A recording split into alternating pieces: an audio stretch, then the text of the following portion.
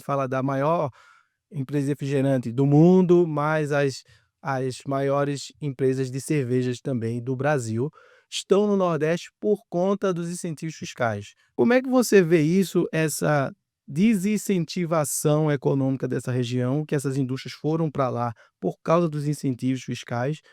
Como você enxerga isso, que vai ter uma volta aqui para o Sudeste dessas mão de obra, vai ter que fechar as fábricas lá? Qual é a sua opinião sobre esse caso aí? Olha, Rodrigo, esse problema não é só do Nordeste, esse problema é do Brasil inteiro. Esse problema nós temos, inclusive aqui em São Paulo, em relação a alguns setores, nós temos no Sul, nós temos no Rio de Janeiro, setor da moda totalmente calçado em um benefício fiscal que foi criado lá. Nós temos no Centro-Oeste, nós temos em todo o país.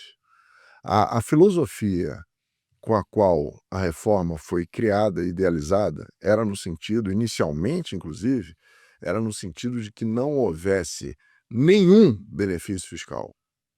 Inclusive, os artífices da reforma tributária, eles imaginavam que nem Zona Franca de Manaus deveria existir, nem o Simples deveria existir. Tanto é que o Simples é tratado pela reforma tributária de uma forma Apócrifa. muito ruim, porque eles só foram mantidos porque há uma regra constitucional dizendo que, nos termos de lei complementar, as empresas que tenham essas características, de pequenas e médias empresas, que elas terão que obedecer a um critério específico de legislação, de tributação, que seja criado especificamente para elas. É uma norma constitucional.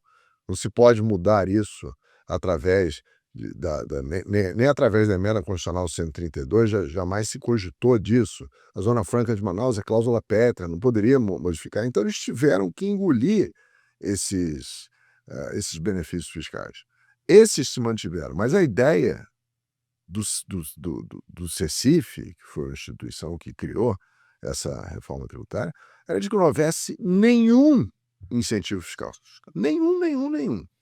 E a primeira pergunta que vinha era exatamente essa: como é que ficam esses estados que se utilizam da tributação para se tornarem atrativos a novos investimentos?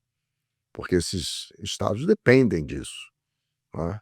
E sem a possibilidade de você criar incentivos fiscais, isenções, reduções de base de cálculo, créditos presumidos, como você se referiu, sem esse instrumento, esses estados não conseguiriam se tornar atrativos, né? É a chamada guerra fiscal, que todos nós conhecemos. Como, por exemplo, alguns estados foram se vocacionando para determinadas coisas, como, por exemplo, Espírito Santo, importação; Santa Isso, Catarina, a Fundae, importação; Centro-Oeste, central distribuição; Extrema, central distribuição; Pernambuco, central distribuição, produção e importação. Então esses estados dependem e têm um volume de importação e de central distribuição já estabelecido.